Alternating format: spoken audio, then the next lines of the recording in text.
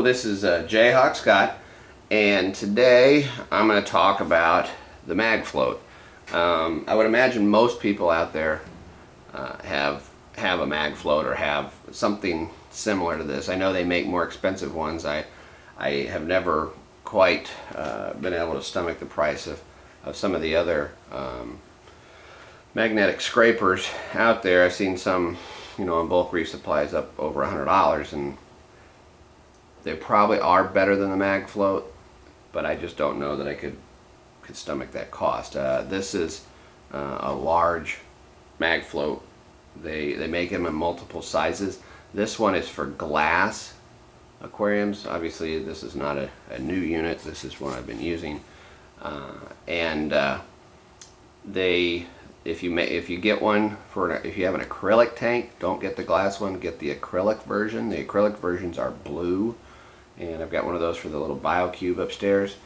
But today what I'm going to do is I'm going to take and I'm going to replace the pads on this thing. And this is my second go around with this. I had one of these dudes for my BioCube, and I actually had the glass version I was using on the BioCube, and I ordered some replacement felt pads for that, and in the process of trying to take them off, I kind of destroyed the dude, so I ended up throwing it away. So I thought this time, novel concept, I'm going to flip this thing over and I'm going to read the directions. So what it's saying here is that I need to use some kind of a solvent to remove the old pads, and of course that will involve some kind of safety equipment. So let me get my gear around here and I'll be right back. Okay, so I've gathered my equipment here. What I've got here is just a little glass bowl that I thought would be perfect to put the magnets down into. Turns out, of course, everything else, it's just a little too small, not going to work quite as well as I'd hoped. And the solvent I'm using is acetone. And when using stuff like that, of course you should wear gloves. And so the plan is just put some of these stylish gloves on my hands if they'll fit, and just fill up. Well, that's a pretty useless glove. Thing ripped out. So I guess maybe we won't be using gloves. So I'll put a little acetone in here. I've got some paper towels over here, and then just a regular towel. And I'm going to try and get the Pro Scraper down into the acetone, and get some of the acetone on the Pro Scraper, or not Pro Scraper, sorry, the mag float. And then we're going to try and pull off the felt tip pad. Boy, you can really tell you what, acetone, bad idea. It's eating up my mag float. So this is a recipe in how to fail on this, and this is why I might have to buy probably a new mag float, because this thing,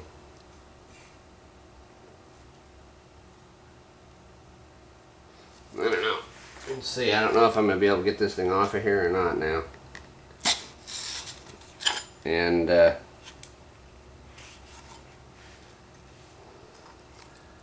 pull the old one off, and we'll get a pair of pliers to pull that off.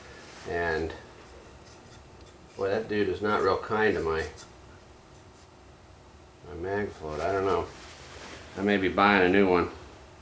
But alright, let me see if I can get this felt pad off of here, and we'll go from there. Be right back.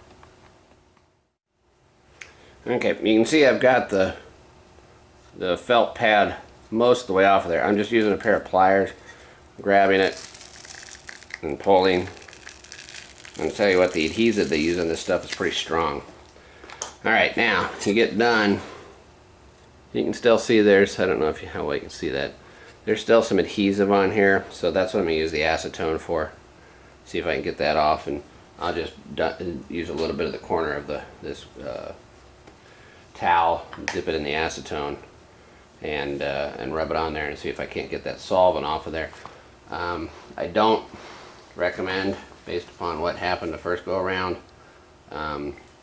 dipping your mag float directly into the acetone, because it does kind of eat away your mag float.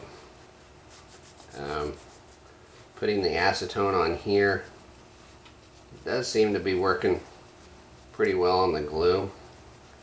Again, you should use gloves, but my glove ripped. Acetone's not that strong, I don't think. So this is kind of a exercise in what not to do. I don't know. That glue's not coming off very well. I may end up just buying a new mag float instead of replacing the pads on this thing. We'll see. I'm gonna work on this a little bit and see if I can get it cleaned up some more, and I'll be back. Okay, I was able to get most of the glue off of here. I mean, it's definitely not perfect, but I think as long as you get the clumps off of here to where it's going to be a flat surface to put the new pad on, you're probably okay. You know, and this is going to be just like installing, you know, any of those screen covers or whatever, protectors for your phones and stuff like that. So, but the one thing about this stuff is that the solvent on this stuff, the glue, not the solvent, the glue is pretty strong. So be really careful when you place it on there, that you're putting it where it needs to go, because I mean there's not any real extra space. If you screw it up, you know, the pad's going to be ruined. It's not going to be one of those things you're going to be able to take on and off and get it lined up just right. You got one shot at it, and if you screw it up, then you either buy another set of pads or you buy a new scraper. So I'm going to go ahead and take the back off of here, and you're going to be able to watch me succeed or fail on the first go around. Getting the back off of this thing is a little more difficult than just a regular sticker, because again, the adhesive is pretty strong. Once you get it started though, oh god, boy, this thing is really sticky. So let's try and get this doodad on here. And again, you gotta be real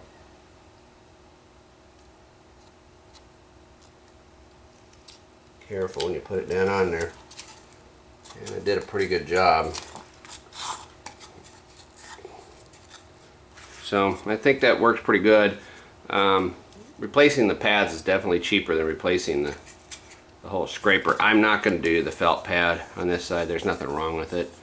And given the pain in the butt it is to try to get this glue off of here, I'm not even going to take the chance. So I just replaced the scraper side. And like I said, it's a little bit more involved than I thought it was going to be, because the adhesive is just so strong that they keep these stuff on here. That's why I guess it doesn't come off. But it's, you know, it's definitely something that's a do-it-yourselfer type job. And so all you got to do is just get the old pad off of there and put the new pad on. But get yourself some gloves. I didn't have gloves. You know, I did, but they ripped. And I used acetone. It worked okay. I was kind of hoping that it was going to be more of a stripping agent, and maybe I should have looked around and tried something different other than the acetone. But in the end, it did work. And I've got the acetone. I need to clean it off now a little pretty good before I put it back in my tank. But I do have the new scrape side, so that will be good. And periodically you need to change these things out, because they really do kind of. There's my old one. You can see how kind of nasty it was. Kind of the brown stuff is rust from something I was using. But you get all this crap built up inside there, And you got to be really careful with these things that you don't want to get a buildup inside of the scrub side, because you can scratch your tanks really easy. So anyways, I think I'll call it quits on this one. I think I've done enough damage to my hands, and I think the scrapers, the magnet's salvageable here, so I guess I'll quit while I'm ahead. So I'm sure I'll get some comments on this one, but I'm always interested to hear what everybody has to say, so please don't hold back. And again, if you like my videos, even if it's a recipe for what not to do, which in this case may be the case, you know, definitely give me a thumbs up if you can. If you like what you're seeing, and you haven't subscribed to my channel, I really appreciate all my subscribers. I appreciate the ones I've had for a long time, and I'd like to welcome all my new subscribers. And if you've got any questions or comments, again, just shoot me a note. I try to get back to everybody within a day or so. So, but I guess I'll end this one here. This is Jayhawk Scott, signing out.